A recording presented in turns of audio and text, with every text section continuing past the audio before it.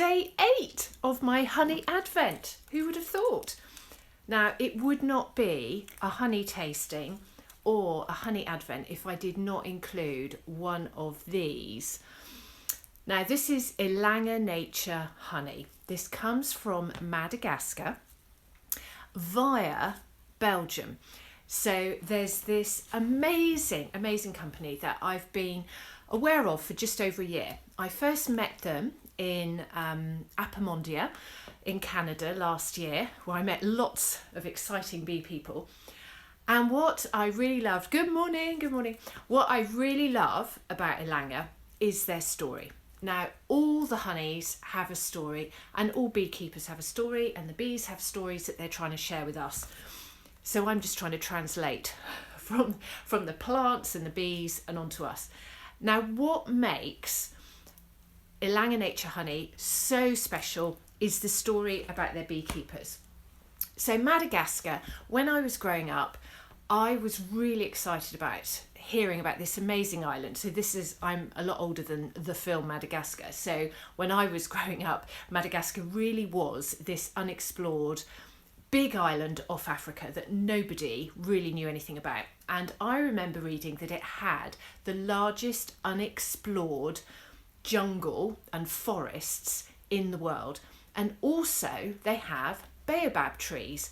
And when I was 7 years old at primary school in Yetminster in Dorset, I had this amazing teacher called Mr. Morgan, and he would read us a story. So every afternoon, or it felt like every afternoon, maybe it was only once a week, but he would read us a story, and he read us many great books that are still some of my favourites. So The Amazing Story of Henry Sugar, which was, life-changing. But one that really continues to influence my life is The Little Prince by Antoine de Exupery.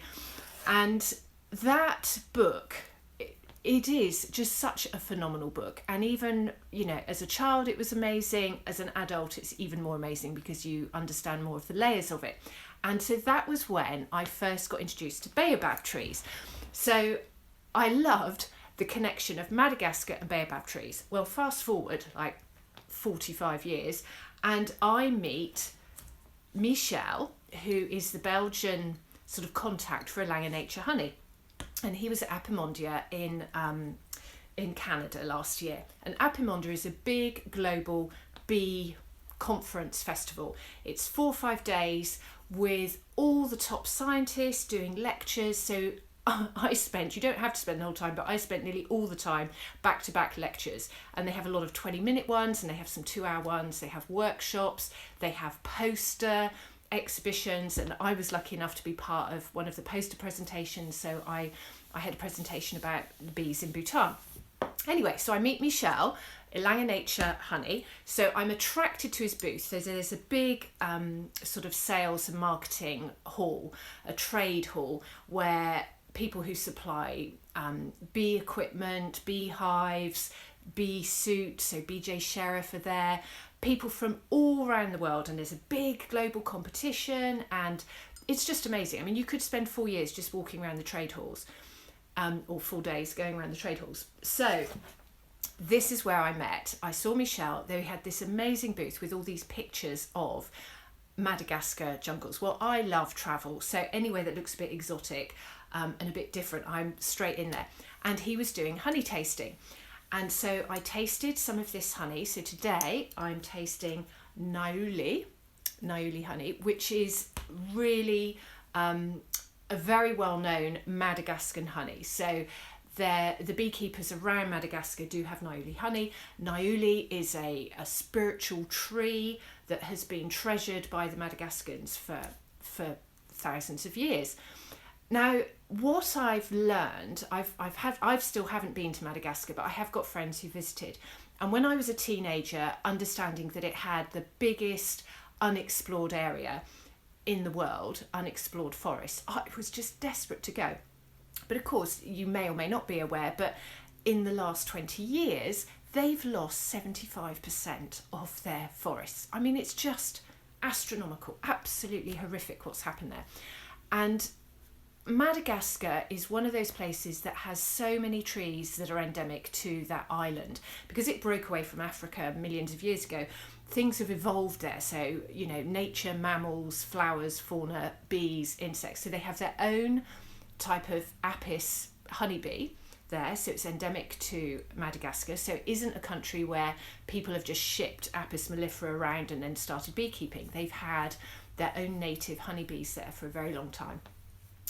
Anyway, the story of Ilanga Nature Honey is this amazing traveller had travelled around the world. He was Belgian and he was a businessman, and he'd travelled around Africa and was trying to find the real Africa. And when he went to Madagascar, he was like, oh, this is my spiritual home. So he moved to Madagascar. He actually fell in love. He married. He's got 3 or 4 children who are grown up now, and his daughter Laura now runs the honey business. But what he learned was that during his time there, that he could see all this destruction of the forests. Now, a lot of it is down to us. It's down to us wanting exotic woods. It's down to us, whatever, exploiting the country one way or another. But also because of the extreme poverty in the country, the inhabitants are forced to scrape a living however they can. And one of the ways they can make a living is cutting down the trees to make charcoal. And, you know, you can imagine that doesn't make a great living, but it's the difference between eating or not eating is cutting down trees and having charcoal. And what this entrepreneur found, sorry, I should have brought some water, is that there were a few beekeepers and they had this amazing honey. Actually, I'm going to have a bit of honey because it will stop me coughing.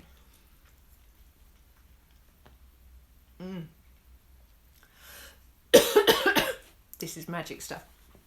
Right, so what he found was if the beekeepers were able to sell their honey, they would protect the trees. They were the tree guardians in their area, because they knew they needed the trees and the blossoms on the trees to feed their bees. So this entrepreneur thought, gosh, I want to help these people. I want to save this piece of Africa that I love. I want to produce a business for my children so they can stay here, a sustainable business. So what he started doing was providing the equipment to get beekeepers set up. And he promised to buy all the honey that they produce so that they could have a regular income. They could send their kids to school, they could put roofs on their houses and save the trees. So this year we started a campaign to try and plant 1 million trees. Now there's all sorts of organisations, brilliant organisations all around the world planting trees, and a lot of us will feel better just putting a few pounds in to have a tree planted for us. But what's really important is the trees are looked after. And what often happens is you'll have this mass planting, and quite often they're in third world or areas that they just don't have the capability to maintain the growing of these trees, and they'll either be eaten by wildlife, trampled, or just die, wither, because they're not being watered. So what's really great about Ilanga Nature Honey is the beekeepers are planting the trees and the beekeepers are protecting the trees. They are the tree guardians. So that's the backstory. And then I just fell in love with the story. And when I tasted the honey, it just blew me away.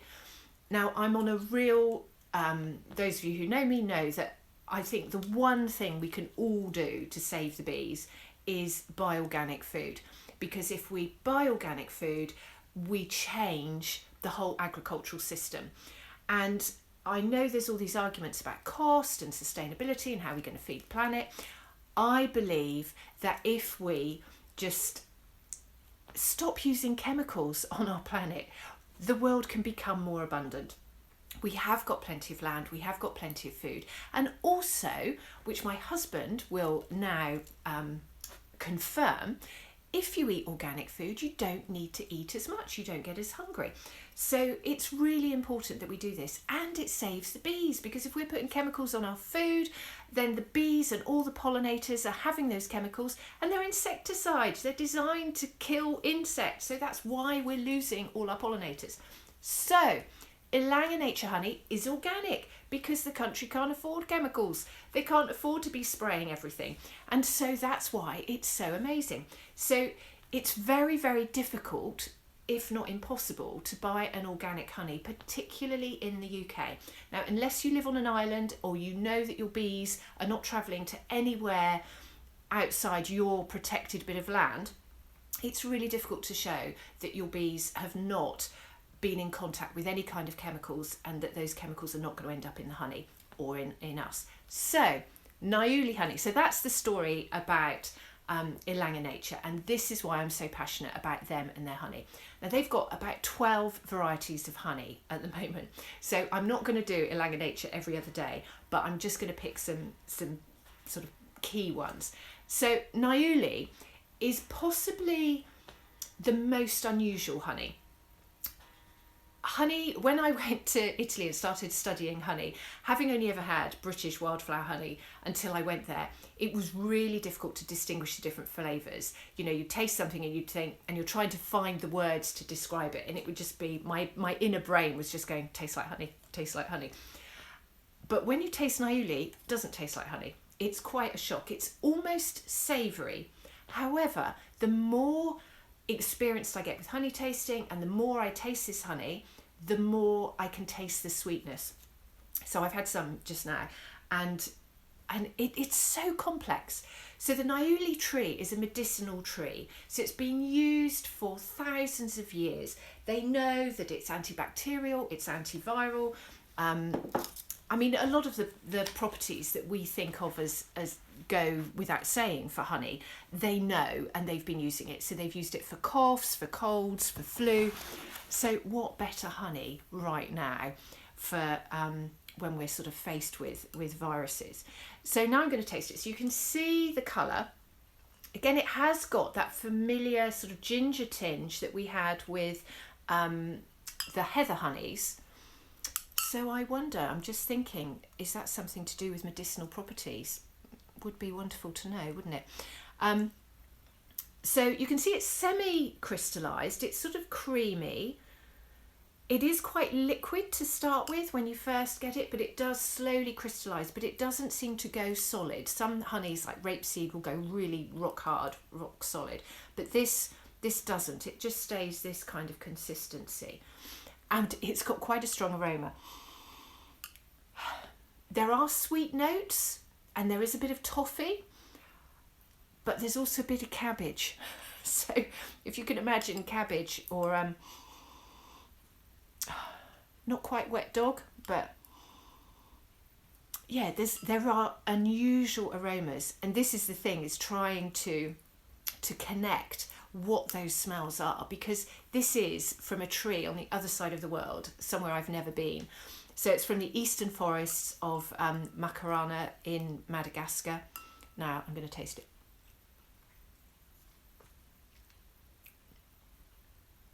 Oh yeah, see, Highgate honey. The honey is amazing. It is.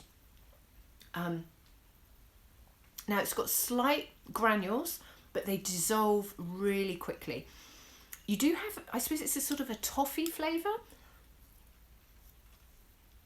Quite herby. Salted caramel. I think maybe that's the overwhelming flavour. Now, when this honey really comes alive, I mean, it is a medicinal honey, so it's one that you need to just take a teaspoon.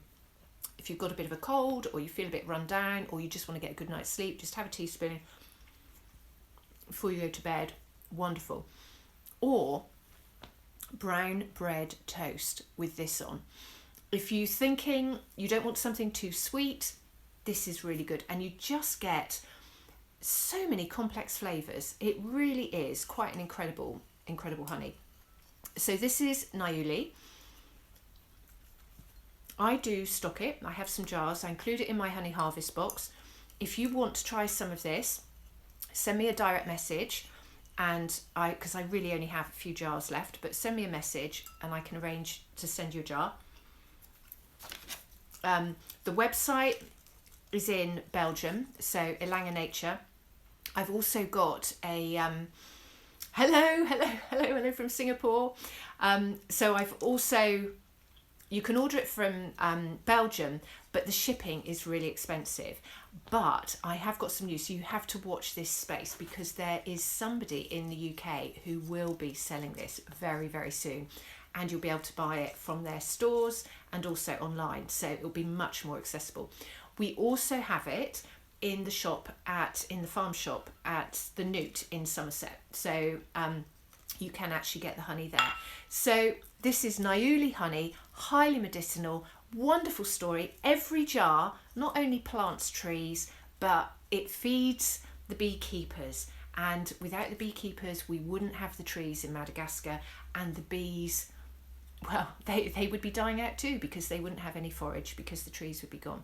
So this is, if you want to have ethical, sustainable honey, I know it's not local, but it's local people, small businesses, small beekeepers who really need support. And now Elange Nature has grown that they now support 350 beekeepers, and 30% of them are women. How cool is that?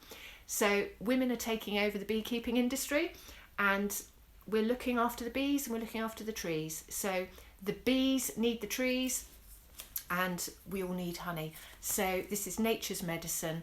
And join me tomorrow and I'll share another honey with you. So thank you very much, and have a great day 8 of Advent.